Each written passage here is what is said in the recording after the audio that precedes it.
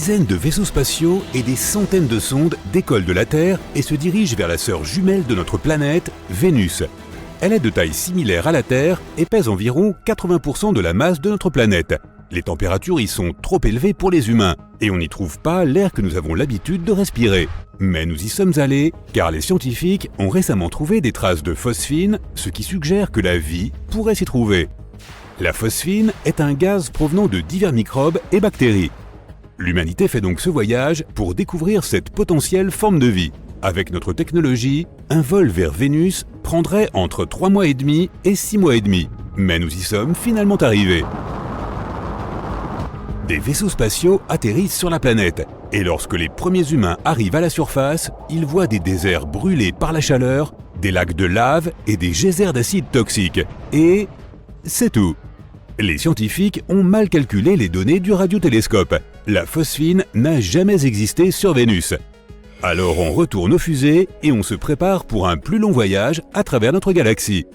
Les scientifiques pensent qu'il pourrait y avoir pas moins de 36 civilisations similaires à la nôtre dans la Voie lactée. Elles pourraient abriter des organismes vivants complètement différents de nous, qui auraient des corps ou des yeux différents des nôtres et qui pourraient marcher et parler d'une manière très différente de la nôtre. Mais une civilisation avancée a plusieurs critères, des progrès technologiques et l'utilisation d'une communication développée entre les individus. Ces civilisations doivent donc explorer l'espace, construire des villes et être capables de communiquer entre elles en tant qu'espèces indépendantes. Observons notre galaxie et tentons d'identifier ces mondes civilisés. La Voie lactée est une spirale de 100 000 années-lumière d'un bout à l'autre. Si une étoile naît à l'une de ses extrémités lors d'une explosion surpuissante, la lumière de cet événement n'atteindra l'autre extrémité que 100 000 ans plus tard. Il y a environ 100 milliards d'étoiles et près de chacune d'elles, il y a peut-être des mondes similaires à notre système solaire. Essayons de trouver ces mondes habitables à l'aide de filtres géants. Tout d'abord, cherchons des étoiles contenant beaucoup de fer. De telles étoiles brûlent à la température parfaite pour le développement de la vie. Et le fer présent dans le système stellaire aidera à former les noyaux des planètes qui accueilleront une autre civilisation. En passant la Voie lactée au filtre, on peut voir qu'il y a trop d'étoiles qui correspondent à cette description. C'est pourquoi nous avons besoin d'un autre filtre. Maintenant, trouvons des étoiles qui ressemblent au Soleil dans cet amas. L'étoile doit être environ 100 fois plus grande que la Terre et 333 000 fois plus lourde. Un critère important est l'âge de l'étoile. Lorsqu'une étoile vieillit, elle commence à se dilater et se transforme en géante rouge. À ce moment-là, elle peut absorber les planètes qui l'entourent. La vie d'une telle étoile peut se terminer par une énorme explosion qui détruit tout ce qui l'entoure. L'étoile que nous recherchons doit donc être relativement jeune. Utilisons à nouveau notre filtre. Il y a moins d'étoiles, mais encore beaucoup quand même. Maintenant, concentrons-nous sur les planètes. Elles doivent se trouver dans la zone habitable de l'étoile. Pas trop près d'une étoile, car la température serait alors trop élevée pour que la vie puisse naître. Mais pas trop loin non plus, sinon la planète ne serait alors qu'un bloc de glace sur lequel rien ne vit. La température de la planète doit permettre à l'eau de rester liquide. Un autre critère est l'âge de la planète candidate. Il faut du temps pour qu'une civilisation avancée se développe. D'après l'expérience de la Terre, les scientifiques pensent qu'il faut au moins 4,5 milliards d'années pour qu'une forme de vie évolue jusqu'au niveau humain. Nous recherchons donc des planètes similaires à la Terre ou plus anciennes. Nous utilisons notre filtre une dernière fois et voilà, nous avons 36 mondes où une civilisation avancée est possible. Les scientifiques ont mené cette étude et l'ont publiée en avril 2020 en se basant sur ces mêmes critères. Il ne reste plus qu'à découvrir ces civilisations et à établir le premier contact. Nous pouvons détecter une telle civilisation en analysant les ondes radio qui en proviennent.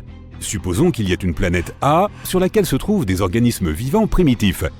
Des millions d'années d'évolution et ils deviendront une civilisation avec une technologie avancée.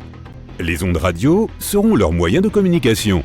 Ensuite, la planète entière émettra des ondes radio comme une étoile émet de la lumière.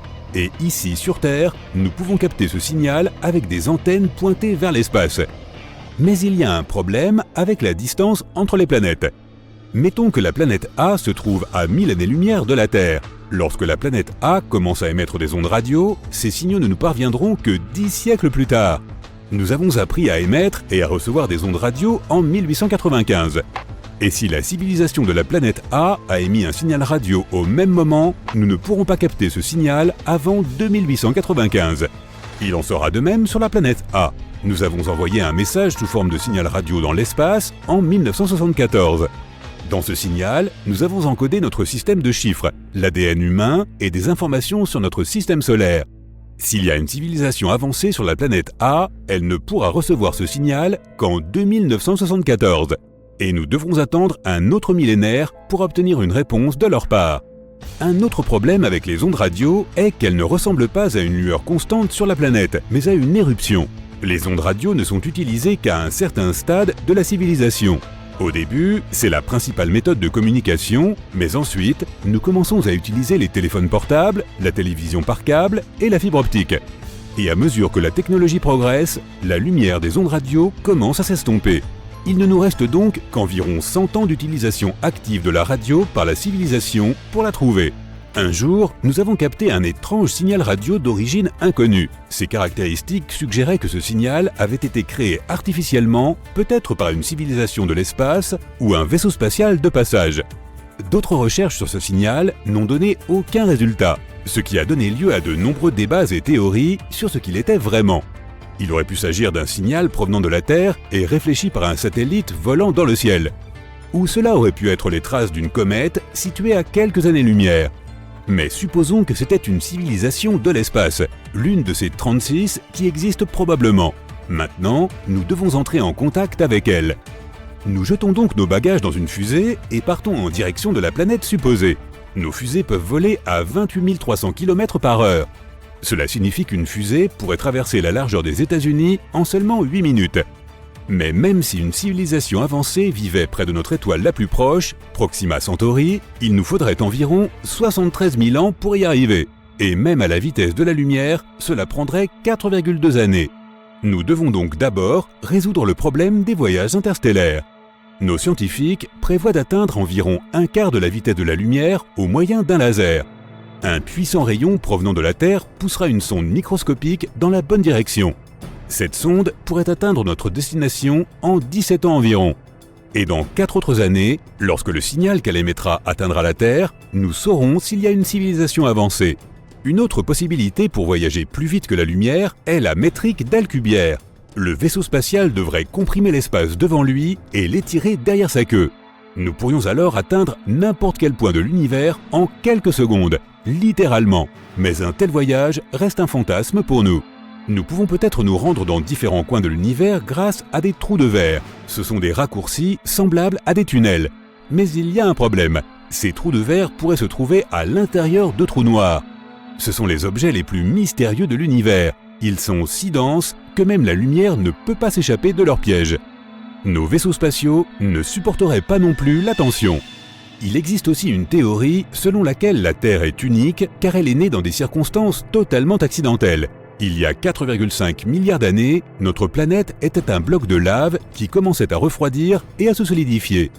Mais sa tranquillité a été rompue par le passage d'un astéroïde de la taille d'une planète entière. La collision s'est produite à un angle tel que la Terre n'a pas été complètement détruite, mais une partie de l'astéroïde est restée dans notre orbite. Ce rocher lourd, près de notre planète, a stabilisé la rotation de la Terre, et l'interaction gravitationnelle avec le débris géant a provoqué le réchauffement de notre noyau. De plus, l'astéroïde a apporté beaucoup d'eau sur Terre. Une telle collision est extrêmement improbable, aussi improbable que de gagner à la loterie plusieurs fois de suite. À ce jour, nous n'avons aucune raison de croire que la vie dans l'espace existe, tout comme nous n'avons aucune raison de croire qu'il n'y a pas d'autres civilisations avancées dans l'univers. Les éclipses solaires sont des tours de magie cosmique au cours desquelles la Lune avale le Soleil. Sauf qu'il ne s'agit pas de magie, mais de science. Essayons de savoir comment tout ça fonctionne, et comment on peut observer ce phénomène fascinant. Tout commence au moment où la Lune, le Soleil et la Terre s'alignent avec la Lune directement entre nous et notre étoile. Cet alignement est possible parce que l'orbite de la Lune autour de la Terre est légèrement inclinée par rapport à celui de la Terre autour du Soleil. Les éclipses solaires ne se produisent qu'avec les nouvelles lunes, quand la Lune est la plus proche de la Terre sur son orbite. Ainsi, lorsque l'alignement est parfait, l'ombre de la Lune est projetée sur la Terre, ce qui empêche la lumière du Soleil de nous atteindre. Imagine-toi dans une pièce où il y a un interrupteur géant, mais au lieu d'éteindre la lumière, tu la caches simplement avec une grosse lune. Voilà ce qu'on appelle une éclipse solaire. Elles ne sont pas régulières et ne se produisent que quelques fois par an. Plusieurs facteurs déterminent leur fréquence. Par exemple, l'alignement de la Lune, du Soleil et de la Terre, et la position de notre satellite autour de la Terre. Il existe 3 types d'éclipses solaires: totale, partielle et annulaire. Une éclipse solaire totale se produit lorsque la Lune recouvre complètement le disque du Soleil et que le ciel devient sombre comme s'il faisait nuit. Cette phase peut durer de quelques minutes à un peu plus d'1 heure, selon la distance entre la Lune et la Terre au moment de l'éclipse. Une éclipse solaire totale ne peut être visible qu'à partir d'une région spécifique de la Terre appelée le chemin de la totalité. Ce chemin est généralement une étroite bande de terre ou de mer. Et s'il se trouve que tu es au bon endroit, tu pourras profiter de cette vue magnifique. Malheureusement, tout le monde n'a pas la chance d'assister à une éclipse solaire totale. Parfois, la Lune ne recouvre qu'une partie du Soleil. Dans ce cas, tu verras un Soleil en forme de croissant au lieu d'un Soleil complètement avalé. C'est ce qu'on appelle une éclipse solaire partielle. Et si tu n'as vraiment pas de chance, il se peut que la Lune soit trop éloignée de la Terre pour recouvrir complètement le Soleil. Dans ce cas, tu verras un anneau lumineux autour de la Lune. C'est ce qu'on appelle une éclipse solaire annulaire. Les éclipses solaires font partie des phénomènes célestes les plus spectaculaires que l'on puisse observer. Les hommes les ont admirées et étudiées tout au long de l'histoire, et elles ont joué un rôle important dans notre compréhension du Soleil, de la Lune et de la Terre. Nous les avons utilisés pour mesurer la taille et la distance de la Lune et du Soleil, pour étudier l'atmosphère solaire et pour tester la théorie de la relativité générale d'Einstein. Les éclipses solaires ont toujours été importantes pour les humains et ils les ont associées à différents mythes et superstitions. Certaines cultures y voyaient un présage funeste ou un moyen de communication entre les dieux et les hommes. D'autres pensaient qu'on pouvait y lire l'avenir ou faire fuir les mauvais esprits grâce à elles. Ces croyances nous montrent l'importance que les gens accordaient aux éclipses solaires. Il y a eu de nombreuses éclipses solaires mémorables au cours des siècles, chacune avec une histoire et une signification particulière. En voici quelques exemples parmi les plus mystérieuses, les plus cool ou les plus célèbres. L'éclipse de Thalès est l'une des éclipses solaires les plus célèbres de l'histoire. Elle se serait produite en l'an 585 avant notre ère, et aurait été prédite par le philosophe grec Thalès de Milet. Selon la légende, Thalès aurait prédit l'éclipse en observant les cycles de la Lune et sa prédiction aurait étonné et effrayé les gens de l'époque. L'éclipse de Ptolémée est une éclipse solaire totale qui se serait produite en l'an 150 de notre ère. Elle est célèbre parce qu'elle est mentionnée dans les écrits de l'astronome grec Ptolémée. Il s'est servi de ses observations des cycles de la Lune pour faire sa prédiction, qui a, elle aussi, grandement étonné ses concitoyens. L'éclipse du siècle est une éclipse solaire totale qui s'est produite le 11 juillet 1991. Elle fut visible depuis une grande partie de l'Amérique du Sud. Il s'agit de la plus longue éclipse solaire totale du XXe siècle. Elle a duré plus de 6 minutes et demie. L'éclipse des Pyramides est une éclipse solaire totale qui s'est produite le 20 mars 2015 et qui fut visible depuis une partie de l'Europe, de l'Afrique et du Moyen-Orient. Elle est devenue célèbre car elle est passée directement au-dessus des antiques pyramides de Gizeh en Égypte, offrant une occasion unique aux scientifiques et aux touristes d'étudier l'éclipse depuis ce lieu historique. Et bien sûr, la grande éclipse américaine de 2017. Il s'agit d'une éclipse solaire totale, visible depuis une grande partie des États-Unis, d'une côte à l'autre. Ce fut la première éclipse totale visible depuis les États-Unis contigus en près de 40 ans, et elle a attiré des millions de spectateurs et presque tous les médias. Étant donné qu'il s'agit d'un phénomène rare, personne ne souhaite le rater. Par chance, nous disposons d'un calendrier des éclipses solaires qui doivent se produire au cours des prochaines années. La grande éclipse nord-américaine de 2023 devrait être visible depuis une grande partie de l'Amérique du Nord, du Nord-Ouest Pacifique à la région des Grands Lacs. Il s'agit de la première éclipse totale visible aux États-Unis depuis la grande éclipse américaine de 2017. L'éclipse des Andes de 2024. Celle-ci devrait être visible depuis certaines parties de l'Amérique du Sud, notamment le Chili et l'Argentine. Il s'agira de la première éclipse totale visible en Amérique du Sud depuis l'éclipse du siècle de 1991. L'éclipse de l'Antarctique de 2025. Elle sera visible depuis la partie arctique de notre planète, notamment dans certaines régions du Canada et du Groenland. Ce sera la première éclipse totale visible en Antarctique depuis près d'un siècle. Et l'éclipse du Pacifique de 2026. Cette éclipse sera visible depuis une partie de l'océan Pacifique, notamment en Australie, en Nouvelle-Zélande et aux États-Unis.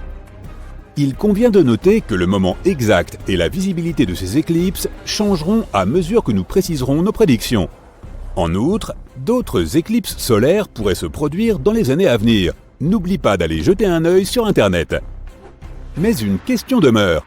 Comment les observer? Eh bien, il faut faire très attention. Voici quelques conseils. Protège bien tes yeux. Ne regarde jamais directement le soleil, même pendant une éclipse. Ta vue risquerait d'en souffrir. Pour observer une éclipse solaire en toute sécurité, il faut utiliser des lunettes d'éclipse certifiées ou un projecteur à sténopée. Ces dispositifs te permettent de regarder l'éclipse sans fixer directement le soleil. Et ils protégeront tes yeux de ces dangereux rayons. Trouve un bon endroit pour observer l'éclipse. Pour profiter au mieux d'une éclipse solaire, il faut se trouver dans un lieu situé sur sa trajectoire et où le ciel est suffisamment dégagé.